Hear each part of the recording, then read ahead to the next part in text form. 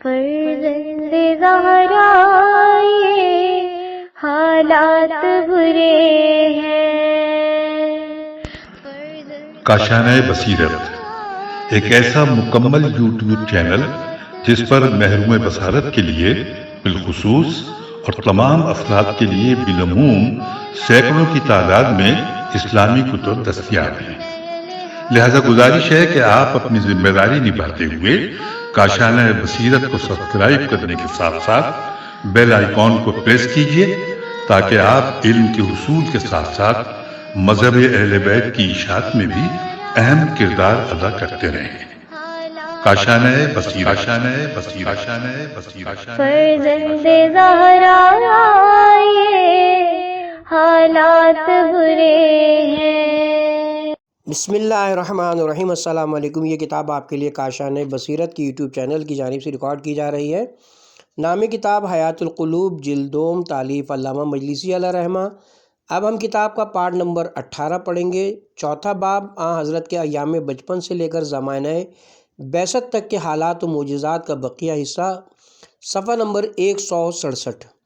بسند معتبر دیگر منقول ہے کہ حضرت کی بعثت سے 30 سال پہلے مکے میں سیلاب آیا اور کعبے کی دیواریں شکستہ اور چھوٹی ہو گئیں اور چور سونے کے ہرن چرا لے گئے جن کے پیر جواہرات کے تھے۔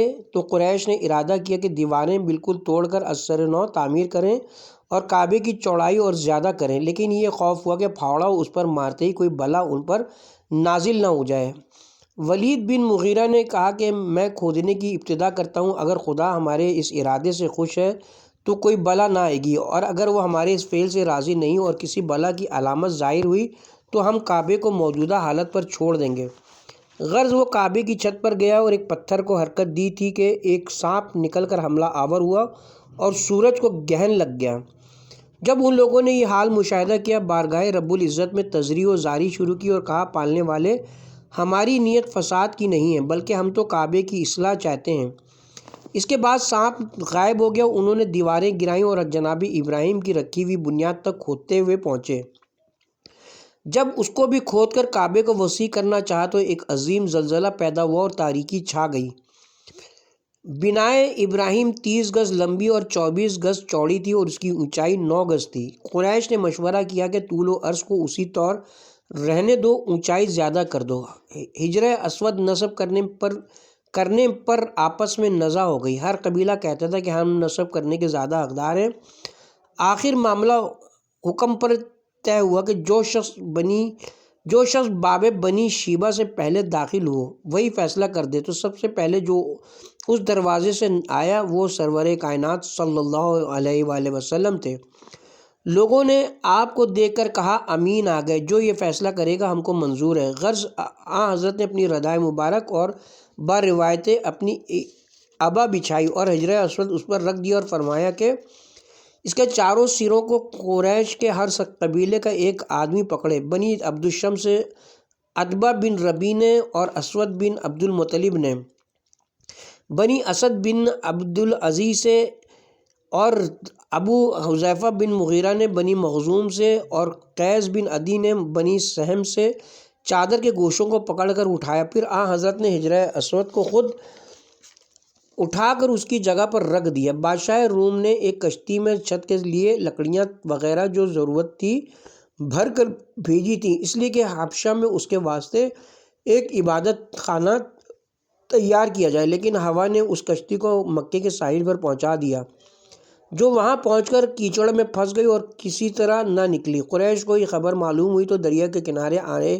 دیکھا جو کچھ ان کو کعبے کی چھت اور اس کی آرائش کے لیے ضرورت ہے سب اس کشتی میں موجود ہے۔ انہوں نے وہ سب خرید لیا اور مکہ میں اٹھا لائے۔ لکڑیوں کی پیمائش کی تو وہ کعبے کی چھت کی چوڑائی کے مطابق تھیں۔ غرض کعبے کی تعمیر مکمل کر کے اس پر یمنی کپڑے کے پردے ڈال دیے۔ حضرت صادق علیہ السلام سے روایت ہے کہ حضرت سرور عالم نے کعبے کی تعمیر میں اپنے اور قریش کے درمیان قرہ ڈالا تو کعبے کے دروازے سے رکن یمانی اور حجر کے درمیان تک حضرت کے حصے میں آئی، اور دوسری روایت کے موافق حجر اسود سے رکن شامی تک بنی ہاشم سے مخصوص ہوئی۔ بسند صحیح حضرت امام محمد باقر علیہ السلام سے روایت ہے کہ پیغمبر خدا نے قریش سے پوشیدہ 20 حج کیے۔ بعثت سے پہلے 10 اور باروایت سے 7 حج کی اور 4 برس کی عمر میں نماز پڑھی، جبکہ جناب ابو طالب شہر بصرہ تشریف لے گئے تھے۔ دلائل نبوہ میں عباس سے روایت ہے کہ آپ نے ایک روز حضرت سے عرض کی کہ کیا یا رسول اللہ، میرا آپ کے دین میں داخل ہونا اس سبب سے ہوا کہ میں نے آپ کو گہوارے میں دیکھا کہ آپ چاند سے گفتگو کرتے اور اس کو اشارہ کرتے تھے اور وہ آپ کے اشارے پر ہر طرف گھومتا تھا۔ حضرت نے فرمایا کہ میں چاند سے کلام کرتا اور وہ مجھے رونے سے روکے رکھتا تھا اور میں اس کے سجدے کی آواز سنتا تھا جبکہ وہ کرسی کے نیچے سجدہ کیا کرتا تھا۔ بعض کتابوں میں مرقوم ہے کہ ولادت کے 3 یا 4 سال حضرت کا شق صدر ہوا۔ حضرت 5 سال حلیمہ کے پاس رہے۔ 6 سال جناب آمنہ کا انتقال ہوا اور 7ویں سال اہل مکہ کو بہت سے کاہنوں نے حضرت کی نبوت کی خبر دی اور اسی سال راہب جوفا کا واقعہ درپیش ہوا۔ اسی سال حضرت کی برکت اور عبد المطلب کی دعا سے بارش ہوئی۔ اسی سال عبد المطلب سیف بن ذی یزن کی تہنیت کو گئے اور اس نے ان کو حضرت کی نبوت کی خوشخبری دی، اور 8ویں سال جناب عبد المطلب برحمت الہی واصل ہوئے جبکہ ان کی عمر 82 سال اور باروایت 120 سال کی تھی، اور ابو طالب کو حضرت کی حفاظت کے بارے میں وصیت فرمائی اور وہ حضرت کی کفالت و حفاظت پہ مشغول ہوئے۔ بیان کرتے ہیں کہ اسی سال حاتم اور نوشیروان نے وفات پائی اور ہرمز پسر نوشیروان بادشاہ ہوا، اور سال 9 ابو طالب حضرت کو شام کے سفر میں ہمراہ لے گئے۔ بعض کہتے ہیں کہ حضرت کا شق صدر 10ویں سال ہوا، اور بعض نے روایت کی کہ 9ویں سال حضرت ابو طالب کے ساتھ بصرہ گئے اور 12ویں سال شام گئے، اور بحرہ کا قصہ دوسری مرتبہ کے سفر میں پیش آیا۔ آپ کی ولادت کے 17ویں سال ہرمز معزول کیا گیا اور لشکر کے بڑے لوگوں نے اس کو اندھا کر دیا، اور 19ویں سال اس کو مار ڈالا اور اس کے لڑکے پرویز کو بادشاہ بنایا، اور 23ویں سال کعبہ اثر نو تعمیر کیا گیا، اور بعضوں کے قول کے مطابق 25ویں برس جناب خدیجہ سے عقد ہوا، اور سب سے زیادہ صحیح قول کے مطابق 35ویں سال کعبے کی اثر نو تعمیر ہوئی، اور کہتے ہیں کہ اسی سال جناب فاطمہ صلوات اللہ علیہا پیدا ہوئیں، اور 38ویں سال روشنیوں کے دیکھنے اور فرشتوں کی آوازیں سننے سے آثار نبوت ظاہر ہوئے، اور 40ویں سال حضرت مابعوث برسالت کبریٰ ہوئے۔ اسی سال پرویز بادشاہ عجم ہوا اور اس نے بادشاہ عرب نعمان بن منظر کو قتل کیا۔ حضرت کی تجارت سے متعلق شام کی جانب سفر کا حال آئندہ بعد میں انشاءاللہ ذکر کیا جائے گا۔ اس کے ساتھ ہی 4تھا باب حضرت کے ایام بچپن سے لے کر زمانہ بعثت تک کے حالات و معجزات اپنے اختتام کو پہنچتے ہیں، اور اب صفحہ نمبر 169 5واں باب حضرت خدیجہ کے فضائل اور حضرت صلی اللہ علیہ وآلہ وسلم کے ساتھ آپ کے عقد کا تذکرہ۔ احادیث متواترہ میں عامہ و خاصہ کے طریقوں سے منقول ہے کہ مردوں میں سب سے پہلے جو ایمان لایا وہ علی بن ابی طالب تھے، اور عورتوں میں جناب خدیجہ بنت خویلد رضی اللہ عنہا تھیں۔ دوسری متواتر خبروں میں وارد ہوا ہے کہ جناب رسول خدا نے فرمایا کہ بہترین زنان بہشت 4 عورتیں ہیں۔ نمبر 1 خدیجہ بنت خویلد، نمبر 2 فاطمہ بنت محمد صلوات اللہ علیہم، نمبر 3 مریم و دختر عمران، اور نمبر 4 آسیہ دختر مزاحم زوجہ فرعون۔ امام جعفر صادق علیہ السلام سے حدیث معتبر میں منقول ہے کہ ایک مرتبہ جناب رسول خدا گھر میں تشریف لائے تو دیکھا کہ عائشہ جناب فاطمہ کو ڈانٹ رہی ہیں اور کہتی ہیں کہ اے خدیجہ کی بیٹی، تو یہ سمجھتی ہے کہ تیری ماں کو ہم پر کوئی فضیلت ہے؟ ہم پر اس کو کیا فوقیت ہو سکتی ہے؟ وہ بھی ہماری طرح ایک عورت تھی۔ جناب فاطمہ نے حضرت کو دیکھا تو رونے لگی۔ حضرت نے شفقت سے فرمایا، پارے جگر، تیرے رونے کا کیا سبب ہے؟ عرض کی، عائشہ نے میری مادر گرامی کا نام حقارت سے لیا ہے اور مجھے سرزنش کی ہے۔ یہ سن کر حضرت کو غصہ آ گیا اور فرمایا، اے حمیرہ، خاموش ہو، خدا اس عورت کو برکت دیتا ہے جو اپنے شوہر کو بہت دوست رکھتی ہے اور اس کے اولاد بہت ہوتی ہے، اور خدیجہ خدا اس پر رحمت نازل کرے، اس کے بطن سے خدا نے مجھے طاہر و مطہر عبداللہ و قاسم سے 2 فرزند عطا فرمائے، اور ان کے شکم سے رقیہ، فاطمہ، زینب اور ام کلثوم پیدا ہوئیں۔ کتاب کا حوالہ ہے، معلوم ہوا کہ یہ چاروں بیٹیاں جناب خدیجہ کی شکم سے تھیں، لیکن رقیہ اور زینب و ام کلثوم کے متعلق حضرت کے بیان سے یہ تصدیق نہیں ہوتی کہ وہ بھی آپ ہی کی بیٹیاں تھیں۔ جناب فاطمہ کا آپ کی سلبی بیٹی دختر ہونا تو ازر من شمس ہے۔ مترجم کتاب کی طرف چلتے، لیکن تیرے رحم کو خدا نے بانجھ قرار دیا ہے کہ کوئی بچہ تجھ سے پیدا نہ ہوا۔ دوسری حدیث موثق میں انہی حضرت سے منقول ہے کہ جناب خدیجہ رضی اللہ عنہا نے رحلت فرمائی۔ فاطمہ اپنے پدر بزرگوار کے گرد گھومتی تھیں اور پوچھتی تھیں کہ بابا جان میری ماں کہاں ہے؟ اس وقت جبرائیل نازل ہوئے اور عرض کی کہ آپ کا پروردگار آپ کو سلام کہتا ہے اور ارشاد فرماتا ہے کہ فاطمہ کو میرا سلام پہنچا دو اور کہہ دو کہ تمہاری ماں ایسے مکان میں جس کی چھت سونے کی، اس کی بنیادوں کی جگہ پر یاقوت سرخ کے کھمبے ہیں اور وہ مکان آسیہ و مریم کے مکانوں کے درمیان ہے۔ حضرت نے یہ پیغام جناب فاطمہ سے بیان فرمایا تو معصومہ نے فرمایا کہ خدا تمام عیبوں سے پاک و منزہ ہے، سلامتی اسی کی طرف سے اور برکتیں اسی کی طرف پلٹتی ہیں۔ بسند معتبر حضرت امام محمد باقر علیہ السلام سے منقول ہے کہ جب مجھ کو جبرائیل معراج میں آسمانوں میں لے گئے اور میں واپس آیا تو جبرائیل سے پوچھا کہ تمہاری کوئی حاجت ہے؟ عرض کی یہ ہے کہ خدیجہ کو خدا کی جانب سے اور میری طرف سے سلام کہہ دیجیے گا۔ حضرت نے جب ان کو جبرائیل کا سلام پہنچا دیا تو وہ بولیں کہ خدا سلامتی کا مالک ہے، سلامتی اسی کے سبب سے اور اسی کی طرف سے ہے اور جبرائیل پر سلامتی ہو۔ اور دوسری روایت میں کہ جب کبھی جبرائیل نازل ہوتے اور خدیجہ وہاں موجود نہ ہوتی تو ان کو سلام کہلاتے تھے۔ دوسری حدیث میں منقول ہے کہ ایک روز جناب جبرائیل نازل ہوئے اور کہا حضرت خدیجہ آپ کے واسطے آب و طعام لے کر آ رہی ہیں، ان کو خداوند عالم کی جانب سے اور میری طرف سے سلام کہہ دیجیے اور ان کو خوشخبری دیجیے کہ خدا نے ان کے لیے بہشت میں ایک مکان جواہرات سے تیار کیا جس میں رنج و تکلیف کا نام و نشان نہیں۔ دوسری حدیث میں منقول ہے کہ ایک مرتبہ جناب رسالت مآب اپنی بیویوں کے درمیان بیٹھے ہوئے جناب خدیجہ کا ذکر کر رہے تھے اور رو رہے تھے کہ عائشہ نے کہا کیا آپ بنی اسد کی ایک بوڑھی عورت پر گریہ کرتے ہیں؟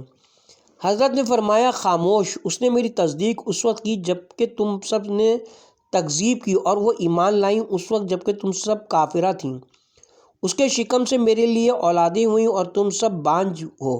حضرت جناب عائشہ فرماتی ہیں کہ جب ہم چاہتے کہ حضرت ہم سے خوش ہوں تو خدیجہ کا تذکرہ نیکی کے ساتھ کیا کرتے تھے۔ ایک روایت میں ہے کہ جناب خدیجہ حضرت کی رسالت کی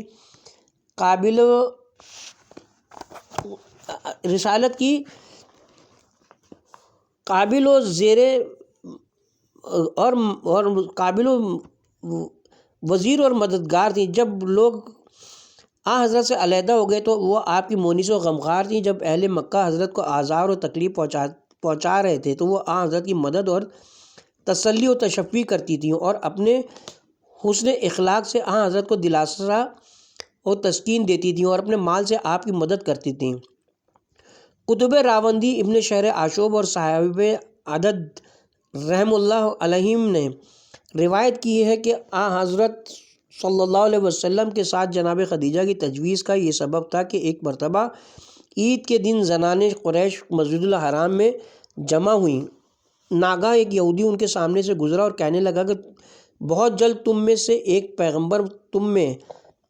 پیغمبر مابعوث ہوگا، لہذا تم میں ہر ایک اس سے نکاح کر لینے کی کوشش کرو۔ یہ سن کر عورتوں نے اس کو ڈھیلے مارنا شروع کیے، لیکن اس کی یہ بات خدیجہ کے دل میں جم گئی۔ اس کے بعد ایک روز جناب ابو طالب نے پیغمبر خدا سے کہا کہ اے فرزند، میں چاہتا ہوں کہ تمہارے لیے زوجہ کا انتظام کروں، مگر میرے پاس مال نہیں ہے۔ خدیجہ میری رشتہ دار ہیں اور مالدار، اور ہر سال ایک جماعت کو اپنے غلاموں کے ساتھ تجارت کے لیے بھیجتی ہیں۔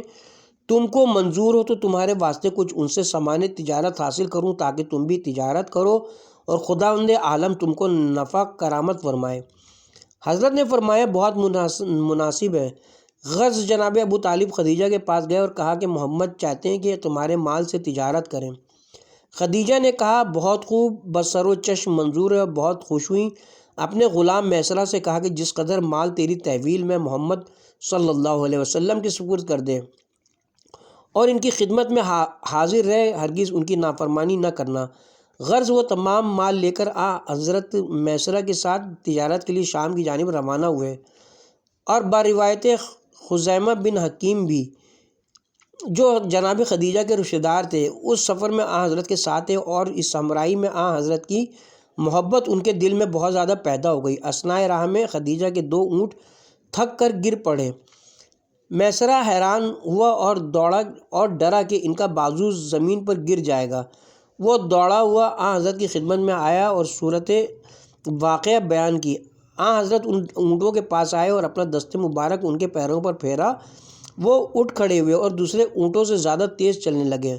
خزیمہ نے یہ حال دیکھا تو حضرت سے اس کی محبت اور اعتقاد میں اور ترقی ہو گئی، اور حضرت کی خدمت و اطاعت میں پہلے سے زیادہ اہتمام کرنے لگا۔ جب یہ قافلہ شام کے نزدیک پہنچا تو ایک راہب کے دیر کے قریب قیام پذیر ہوا۔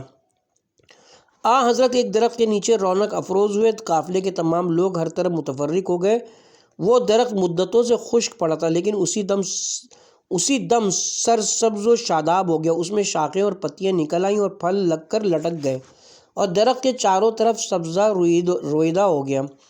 راہب نے یہ حال دیکھا تو اپنے سوما سے تیزی کے ساتھ باہر آیا اور حضرت کی خدمت میں دوڑا۔ اس کے ہاتھ میں کتاب تھی۔ وہ کبھی کتاب میں کچھ پڑھتا اور حضرت کے جمال مبارک کو دیکھتا اور کہتا کہ یہ وہی ہے اس خدا کی قسم جس نے انجیل کو بھیجا ہے۔ خزیمہ نے راہب سے یہ کلمات سنے تو ڈرے کہ ایسا نہ ہو کہ وہ حضرت کو کوئی غضن پہنچائے۔ اپنی تلوار نیام سے نکالی اور پکار کر کہا، اے آل غالب خبر لو۔ یہ سنتے ہی تمام اہل قافلہ ہر طرف سے دوڑ پڑے۔ راہب اپنے سوما میں بھاگ گیا اور دروازوں کو بند کر لیا اور چھت پر سے پکار کر بولا کہ لوگوں، کس سبب سے میری اذیت پر تم لوگ آمادہ ہو رہے ہو؟ اسی خدا کی قسم جس نے آسمان کو بے ستون قائم فرمایا ہے، کوئی قافلہ اس مقام پر قیام پذیر نہیں ہوا جو تم سے زیادہ مجھ کو محبوب ہو، اور اس کتاب میں جو میرے ہاتھ میں ہے لکھا ہے کہ جو جوان اس درخت کے نیچے بیٹھا ہے خدائے ارض و سما کا رسول ہے، جو شمشیر و جہاد کے ساتھ محبوس ہوگا اور بے شمار کافروں کو ہلاک کرے گا، اور وہ خاتم المرسلین ہے۔ جو شخص اس کی اطاعت کرے گا نجات پائے گا، اور جو نافرمانی کرے گا گمراہ ہوگا۔ پھر خزیمہ سے پوچھا کہ آیا تم اس کی قوم سے ہو؟ کہا نہیں، بلکہ اس کا خادم، اور درمیان راہ میں حضرت سے جو معجزات اس نے دیکھے تھے راہب سے بیان کیے۔ راہب نے کہا، اے شخص، وہ پیغمبر آخر زمان ہیں۔ ایک راز میں تم سے بیان کرتا ہوں جس کو پوشیدہ رکھنا۔ میں نے کتابوں میں پڑھا ہے کہ وہ دنیا پر غالب ہوگا اور قوموں پر مسلط ہوگا۔ اس کا علم کسی جنگ سے بغیر فتح واپس نہ آئے گا۔ اس کے دشمن بہت ہیں اور زیادہ تر یہودیوں میں سے اس کے دشمن ہیں، لہٰذا ان سے اس کی حفاظت کرنا۔ پھر وہ قافلہ وہاں سے شام میں پہنچا۔ ان کو تجارت میں بہت فائدہ ہوا۔ پھر وہ لوگ واپس آئے اور مکے کے قریب پہنچے تو میسرہ نے حضرت سے کہا، اے صاحب اوصاف پسندیدہ، ہم نے آپ سے اس سفر میں بہت معجزات دیکھے۔ جس پتھر اور درخت کے پاس سے ہمارا گزر ہوا ان سب نے آپ پر سلام کیا اور کہا، السلام علیکہ یا رسول اللہ۔ اور اس سفر میں گھاٹیاں تھیں جو ہر مرتبہ مدتوں میں طے ہوا کرتی تھیں۔ اس مرتبہ آپ کی برکت سے ایک رات میں طے ہو گئیں، اور اس مرتبہ جس قدر نفع تجارت میں ہوا 40 سال کی مدت میں اب تک نہیں ہوا تھا۔ لہذا مناسب ہے کہ آپ خود جا کر خدیجہ کو اس سفر کی خوشگواری اور سود مندی کی خوشخبری دیجیے تاکہ وہ خوش ہو جائیں۔ حضرت یہ سن کر اہل قافلہ سے پہلے روانہ ہوئے اور خدیجہ کے مکان کی جانب رخ کیا۔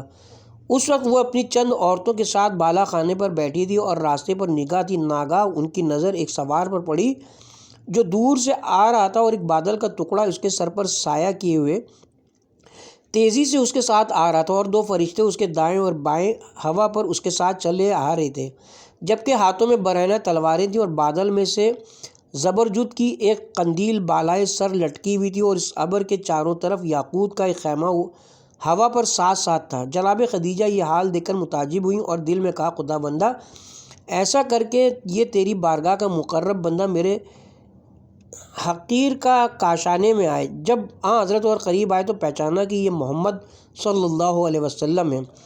بس ننگے پیر حضرت کی طرف دوڑی اور جا کر آپ کے پائے اقدس کو چوم لیا۔ حضرت نے ان کو باخیر و عافیت اور کامیابی کے ساتھ واپسی کی خوشخبری دی۔ خدیجہ نے کہا، یا حضرت میسرہ آپ کے ہمرکاب کیوں نہ آیا؟ فرمایا، پیچھے آ رہا ہے۔ خدیجہ نے کہا، اے سید حرم و بطھا، واپس تشریف لے جائیے اور میسرہ کے ساتھ واپس آئیے۔ اس سے مقصد یہ تھا کہ جو کچھ اس قسم ابرو نور وغیرہ دیکھا ہے، دوبارہ عین الیقین کے ساتھ مشاہدہ کر لیں۔ حضرت واپس چلے تو ابر بھی ساتھ ہی سایہ فگن ہوا اور پھر واپسی میں اسی طرح ساتھ ساتھ رہا۔ پھر تو خدیجہ رضی اللہ عنہا کی حضرت کی عظمت و جلالت کا یقین ہو گیا۔ غرض میسرہ نے حضرت خدیجہ سے کہا، اے خاتون سفر میں اس معدن فضل و کمال سے ایسے حیرت انگیز واقعات ظاہر ہوئے کہ برسوں میں بیان نہیں ہو سکتے۔ تھوڑا کھانا حضرت کے سامنے لایا جاتا اور اس پر اپنا دست مبارک رکھ دیتے تو بہت سی جماعتیں سیر ہو جاتی اور کھانا کم نہ ہوتا۔ جب دھوپ تیز ہوتی تو دو فرشتے آپ پر سایہ کیا کرتے تھے۔ جس درخت اور پتھر و کنکر کی طرف سے آپ گزرتے سب آپ کو سلام کیا کرتے۔ پھر راہبوں کے اور دوسرے حالات بیان کیے۔ یہ تمام حالات سن کر خدیجہ نے اپنے مزید اطمینان کے لیے ایک طبق رطب حضرت کے لیے منگایا اور چند اشخاص کو بلا کر حضرت کے ساتھ کھانے میں شریک کر دیا۔ سب کے سب سیر ہو گئے اور رطب بدستور باقی رہا۔ یہ دیکھ کر خدیجہ نے خوشی میں اس خوشخبری دینے کے سبب میسرہ اور اس کے لڑکوں کو آزاد کر دیا اور 10,000 درہم عطا فرما کر کہا کہ حضرت کے ساتھ جانے اور حضرت سے عرض کی کہ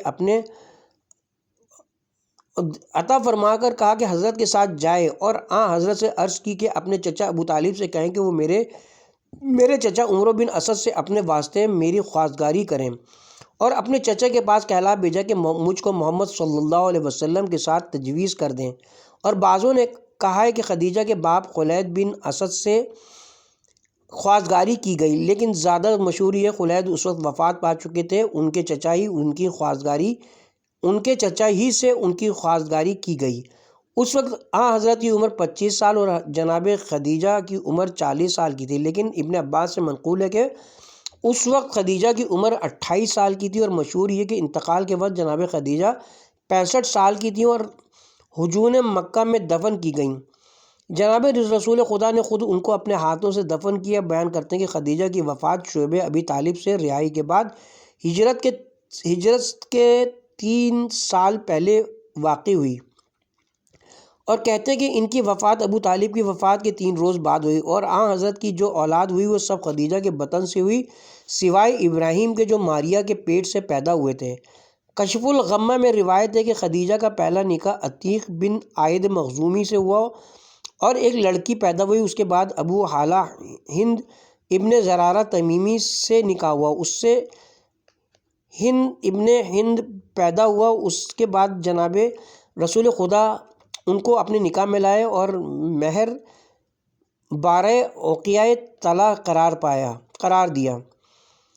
بس سند معتبر حضرت صادق علیہ السلام سے روایت ہے کہ جب جناب سرور عالم نے خدیجہ سے نکاح کرنا چاہا، جناب ابو طالب اپنے عزیزوں اور قریش کے چند اشخاص کو لے کر خدیجہ کے چچا ورقہ بن نوفل کے پاس آئے اور خود کلام کی ابتدا کی اور خود خطبہ پڑھا، جس کا مضمون یہ ہے: حمد و ثنا اس خدا کے لیے زیبا ہے جو خانہ کعبہ کا پروردگار ہے، اور اس نے ہم کو آل ابراہیم اور ذریت اسماعیل سے قرار دیا اور ہم کو امن و امان کی جگہ حرم کا ساکن اور تمام لوگوں پر سردار بنایا، اور اپنے گھر سے ہم کو خصوصیت عطا فرمائی جس کی طرف اطراف عالم سے لوگ آتے ہیں۔ وہ ایسا مقام ہے جہاں ہر طرف کے میوے لوگ لاتے ہیں، اور خدا نے ہم کو اس شہر میں برکت عطا فرمائی ہے جس میں ہم ساکن ہیں۔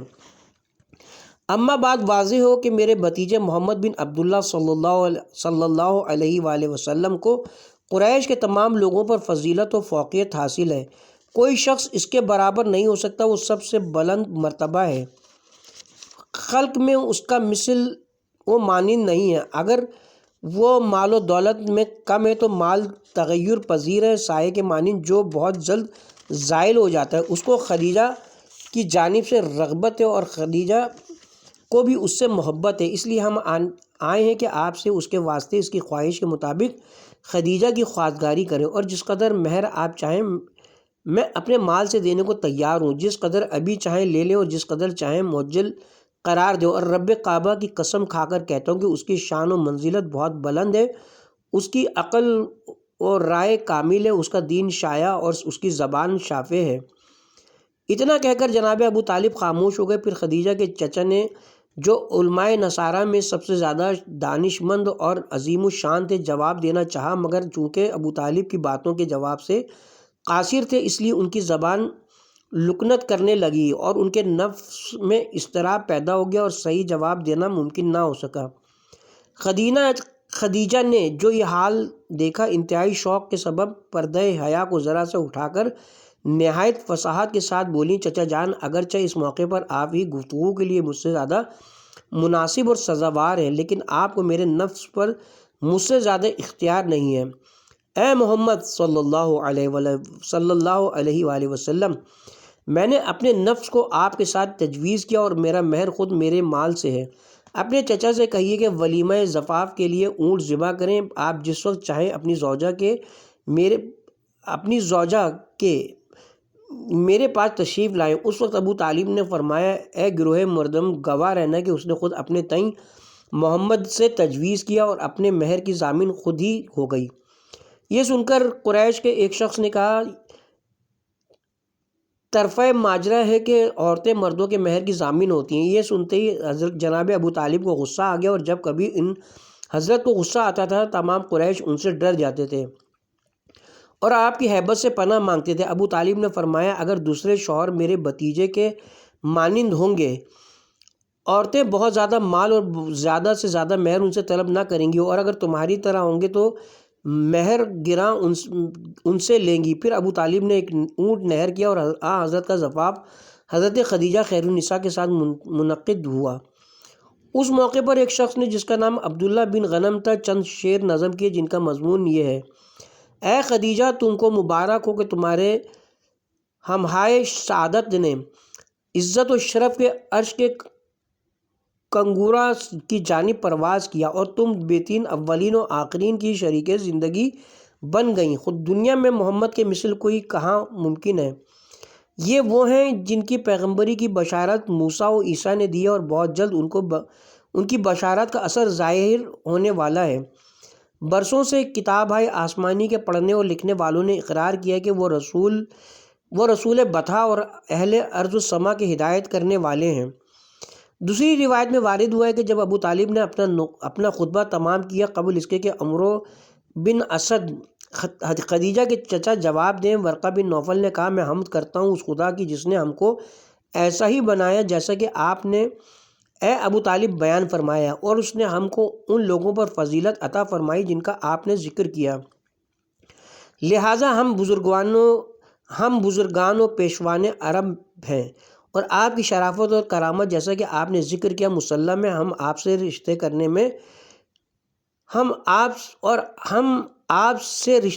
میں فخر و عزت محسوس کرتے ہیں، لہٰذا اے گروہ قریش، گواہ رہنا کہ میں نے خدیجہ دختر خویلد کو محمد بن عبداللہ صلی اللہ علیہ وسلم کے ساتھ 400 اشرفی مہر پر تجویز کیا۔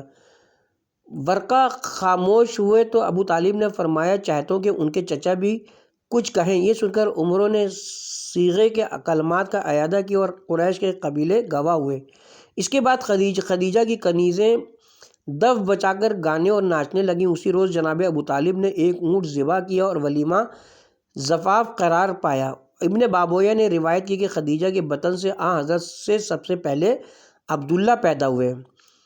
حدیث معتبر میں حضرت امام محمد باقر علیہ السلام سے منقول ہے کہ جب جناب رسول خدا کے فرزند حضرت قاسم نے اور با روایت طاہر نے رحلت کی، ایک روز حضرت جناب خدیجہ کے پاس آئے اور ان کو روتے ہوئے دیکھا، پوچھا، کیوں روتی ہو؟ عرض کی، یا رسول اللہ، میرے پستانوں سے دودھ جاری ہوا تو میرا بچہ یاد آ گیا، اس کی جدائی سے بے چین ہو کر رونے لگی۔ حضرت نے فرمایا، اے خدیجہ، مت رو، کیا تم راضی نہیں ہو کہ جب بہشت کے دروازے پر پہنچو تو اس کو وہاں کھڑا ہوا دیکھو؟ وہ تمہارا ہاتھ پکڑ کر بہشت کے بہترین مکان میں لے جا کر ساکن کرے گا۔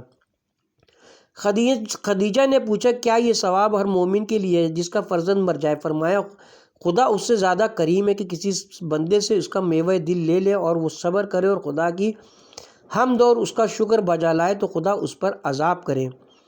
صاحب کتاب انوار نے روایت کی کہ ایک روز جناب خدیجہ اپنے بالا خانے پر چند عورتوں اور کنیزوں کے ساتھ بیٹھی ہوئی تھیں اور یہودیوں کا ایک عالم بھی ان کے پاس موجود تھا۔ ناگہاں جناب رسول خدا ان کے بالا خانے کے نیچے سے گزرے۔ اس عالم نے کہا کہ ابھی ایک جوان یہاں سے گزرا ہے، کیا ممکن ہے تم اس کو یہاں بلاؤ؟ جناب خدیجہ نے اپنی ایک کنیز کو بھیج کر حضرت کو بلایا۔ اس عالم نے حضرت سے کہا کیا ہو سکتا ہے کہ آپ اپنے شانی کو کھول کر دکھائی۔ حضرت نے اپنے شانوں سے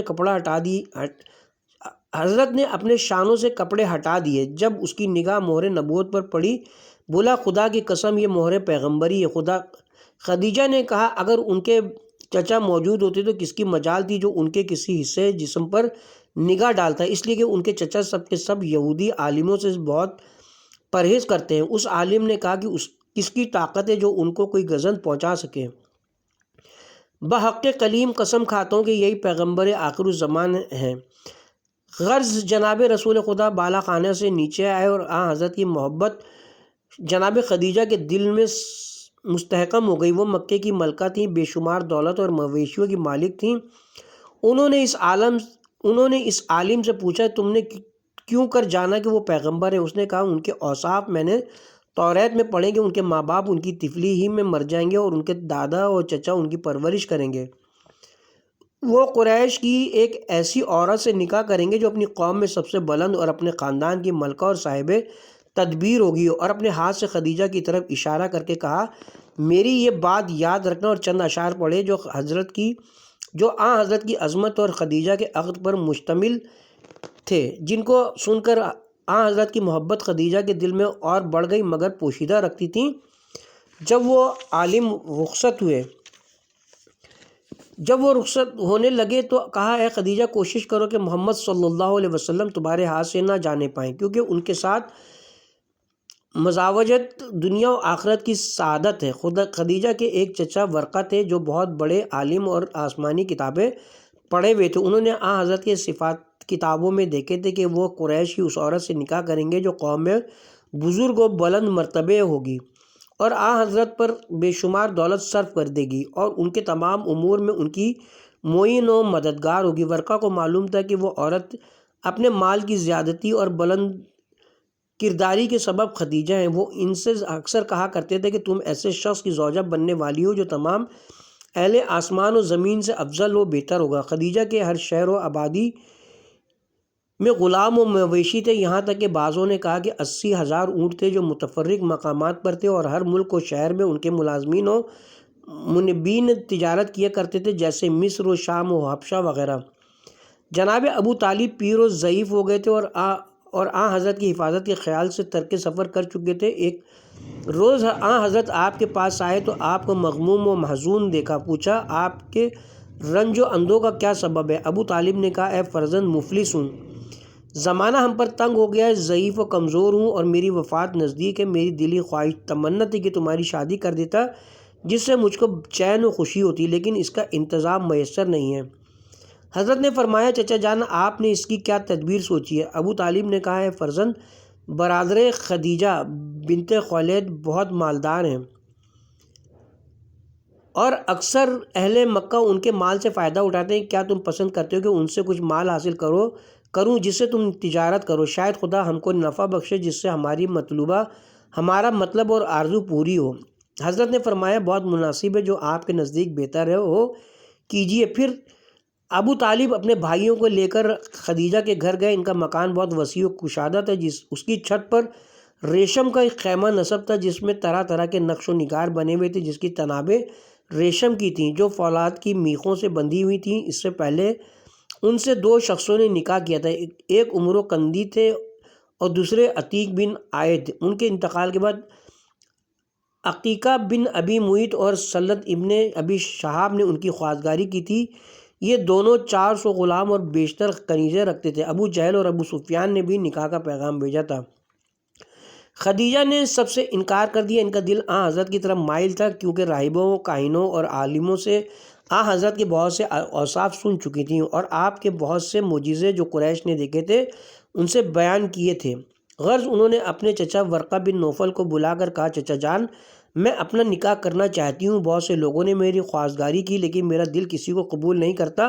ورقہ نے کہا اے خدیجہ چاہتی ہو کہ ایک عجیب بات اور حیرت انگیز امر کا ذکر تم سے کروں؟ میرے پاس ایک کتاب ہے جس میں بہت سے طلسم اور کلمات بلند تحریر ہیں۔ میں پانی پر ایک کلمہ پڑھتا ہوں تو پڑھتا ہوں تم اسی پانی سے غسل کرو، اور انجیل و زبور سے ایک دعا لکھتا ہوں اس سے اپنے سر کے نیچے رکھ کر سو رہو، تو یقیناً جو تمہارا شوہر ہونے والا ہے اس کو خواب میں دیکھ لو گی۔ خدیجہ نے اسی طرح عمل کیا اور سوئی تو خواب میں دیکھا کہ ایک شخص ان کے پاس آیا جو درمیانے قد ہے، جس کی آنکھیں کشادہ، ابرو نازک، سیاہ چشم اور لب سرخ ہے۔ اس کا رنگ گل کے مانند نہایت ملیح، نورانی اور سبھی، اور اس پر سایہ کیے ہوئے ہے۔ اس کے دونوں شانوں کے درمیان ایک نشان ہے، وہ ایک نور کے گھوڑے پر سوار ہے جس کی لگام سونے کی اور زین مختلف قیمتی جواہرات سے مرصع ہے۔ اس گھوڑے کی صورت آدمیوں کی صورت سے مشابہ ہے، اس کے پیر گائے کے پیروں کے مانند ہیں، وہ حد نگاہ تک قدم رکھتا ہے۔ وہ سوار ابو طالب کے گھر سے برآمد ہوا۔ خدیجہ نے اس کو دیکھا تو اس کو گود میں لے کر بیٹھا لیا۔ یہ خواب دیکھ کر وہ بیدار ہوئی، پھر تمام رات نیند نہ آئی۔ صبح ہوتی ہی اپنے چچا کے گھر گئی اور اپنا خواب بیان کیا۔ ورقہ نے کہا، اے خدیجہ، اگر تمہارا خواب صحیح ہے تو تم رازدارو کامیاب ہو گئی۔ تم نے جس کو خواب میں دیکھا اسی کے سر تاج کرامت ہے، وہی روز قیامت گناہ گاروں کا شفیع، دونوں جہان میں عرب و عجم کے لوگوں میں بزرگ و برتر ہے۔ وہ محمد بن عبد المطلب صلی اللہ علیہ وسلم ہے۔ جناب خدیجہ نے یہ باتیں سنی تو حضرت کی محبت کی آگ سینے میں مشتعل ہو گئی۔ اپنے گھر واپس آئیں اور تنہائی میں بیٹھ کر رونا شروع کیا اور چند درد انگیز اشعار نظم کیے، لیکن اپنا راز کسی سے بیان نہیں کیا۔ اسی خیال میں مبہوت تھی، ناگاہ دروازہ کھٹکھٹایا گیا۔ خدیجہ کی امید بندی ایک کنیز دوڑی ہوئی آئی اور بولی مخدومہ بزرگان عرب یعنی فرزندان عبد المطلب آئے ہیں۔ خدیجہ ان کے نام سنتے ہی بیتاب ہو گئیں اور فرمایا، دروازہ کھول دے اور میسرہ سے کہہ دے ان کے لیے فرش ہے، دیبا و حریر بچھائے اور ہر ایک کو ان کے مرتبے کے موافق بٹھائے اور میوہ جات اور کھانے حاضر کرے، اور خود پس پردہ آ کر بیٹھ گئیں۔ وہ لوگ جب کھانے پینے سے فارغ ہوئے تو ان سے نہایت لطیف و ظریف گفتگو شروع کی۔ خدیجہ نے پس پردہ سے ان کی باتوں کا جواب دیا کہ اے بزرگواران مکہ و حرم، اپنے قدوم سے آپ نے میرے خانہ ظلمت کو نورانی فرمایا، آپ کی جو حاجت وہ پوری کی جائے گی۔ جناب ابو طالب نے فرمایا کہ ایک حاجت رکھتے ہیں جس کا نفع تم کو بھی پہنچے گا اور اس کی برکتیں تم پر زیادہ ہوں گی۔ ہم اپنے برادر زادے محمد صلی اللہ علیہ وسلم کی ایک ضرورت کے لیے آئے ہیں۔ خدیجہ نے حضرت کا نام سنا تو بے تابانہ بولی کہ وہ خود کہاں ہیں، میں ان کی حاجت انہی کی زبانی سننا چاہتی ہوں، ان کی جو خواہش ہوگی دل و جان سے پوری کروں گی۔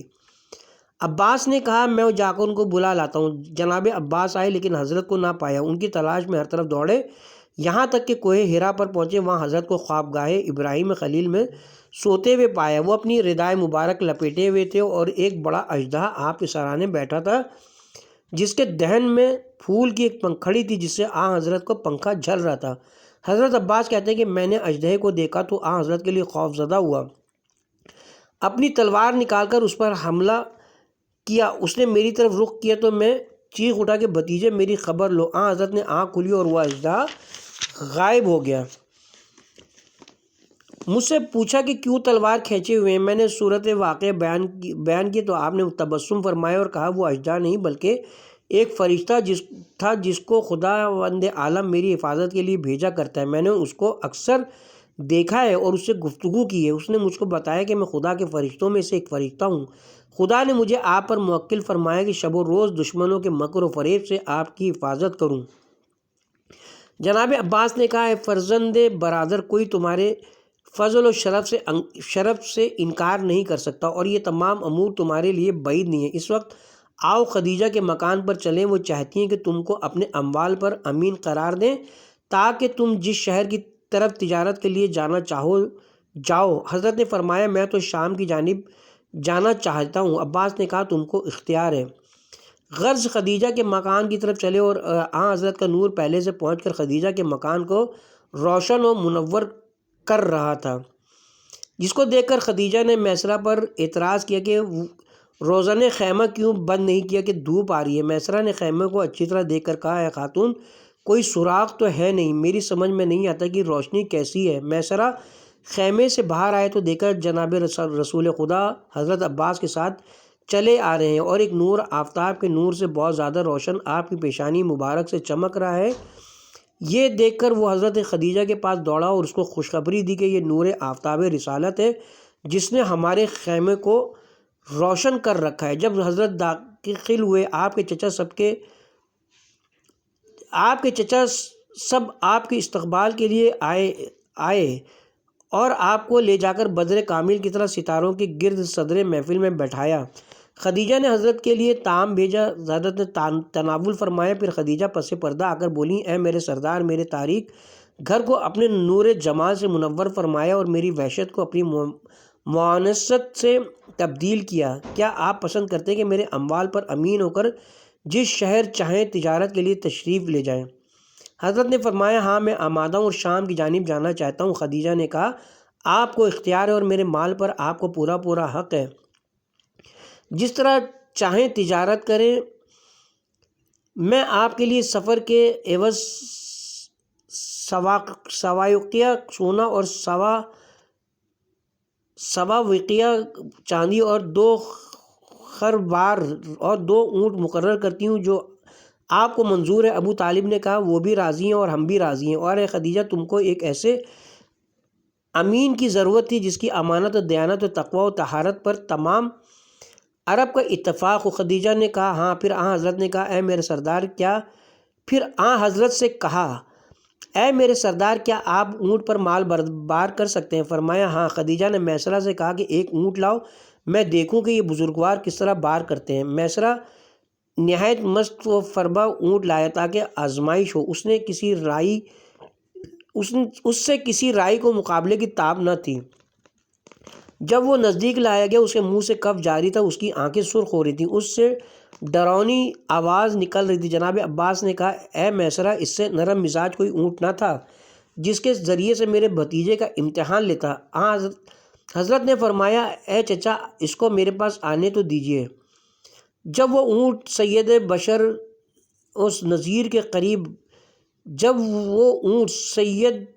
بشیر و نذیر کے قریب آیا، اپنے زانو زمین پر پھیلا دیے اور اپنا منہ حضرت کے قدموں پر ملنے لگا۔ جب حضرت نے اپنا دست مبارک اس کی پشت پر پھیرا تو وہ بازبان فصیح گویا ہوا کہ کون ہے میری مثل کے سید المرسلین میری پشت پر ہاتھ پھیر رہا۔ یہ سن کر وہ عورتیں جو جناب خدیجہ کے پاس موجود تھیں کہنے لگیں، یہ تو بڑا سخت جادو ہے جو اس یتیم سے ظاہر ہوا۔ جناب خدیجہ نے فرمایا کہ یہ سب جادو نہیں ہے بلکہ واضح نشانیاں اور روشن معجزات ہیں۔ پھر جناب خدیجہ نے چند جوڑے کپڑے منگائے اور حضرت سے عرض کی کہ اے میرے سردار، آپ کا لباس سفر کے لیے مناسب نہیں ہے، میری خواہش ہے کہ آپ ان کپڑوں کو زیب جسم فرمائیں۔ یہ کپڑے آپ کے تن اقدس سے بڑے اور کشادہ ہیں مگر ان کو چھوٹا کیے دیتی ہوں۔ حضرت نے فرمایا، ہر لباس میرے بدن پر ٹھیک ہوتا ہے، اور یہ بھی حضرت کا ایک معجزہ تھا کہ چھوٹا بڑا کیسا ہی لباس جس سے آپ پہن لیتے وہ آپ کے جسم نورانی پر بالکل صحیح ہو جاتا، چھوٹا ہوتا تو بڑا ہو جاتا اور بڑا ہوتا تو چھوٹا ہو جاتا۔ وہ 2 جوڑے کپڑے تھے قباطیہ مصر کے اور 2 جبے تھے ادنی یمن کے، 2 چادریں تھیں، ایک عراقی امامہ، 2 چمڑے کے موزے اور ایک عصائے خضران۔ حضرت نے ان کپڑوں کو پہنا اور مثل ماہ شب چہاردہ خدیجہ کے مکان سے تالے ہوئے۔ خدیجہ نے اپنے ناقہ صیبہ کو طلب کیا جو مکے میں بہترین رفتار میں مشہور تھا اور حضرت کی سواری کے لیے بھیجا، اور اپنے 2 غلام میسرہ اور تاسے کو بلا کر کہا کہ یاد رکھو کہ یہ مدد بزرگ جس کو میں نے اپنے اموال پر امین قرار دیا ہے بادشاہ قریش اور سید اہل حرم ہے، کسی کو اس سے زیادہ طاقت و اختیار نہیں، میرے مال میں وہ جو کچھ چاہے کرے اس کو اختیار ہے، تم کو حق نہیں کہ کسی معاملے میں اس سے باز پرس کرو، اس سے ہمیشہ ادب و عاجزی سے کلام کرنا، تمہاری آواز اس کی آواز پر بلند نہ ہونے پائے۔ میسرہ نے کہا، برسوں سے میرے دل میں محمد صلی اللہ علیہ وآلہ وسلم کی محبت جاگزی ہے اور اب اور بڑھ گئی، اس لیے کہ آپ بھی ان کو دوست رکھتی ہیں۔ اس کے ساتھ ہی اب ہم یہاں پہ کتاب کے پارٹ نمبر 18 کا اختتام کرتے ہیں۔ ابھی 5واں باب حضرت خدیجہ کے فضائل وغیرہ اب جاری ہیں، اور کتاب کا پارٹ نمبر 19 میں باقیہ حالات بیان کیے جائیں گے یہیں سے۔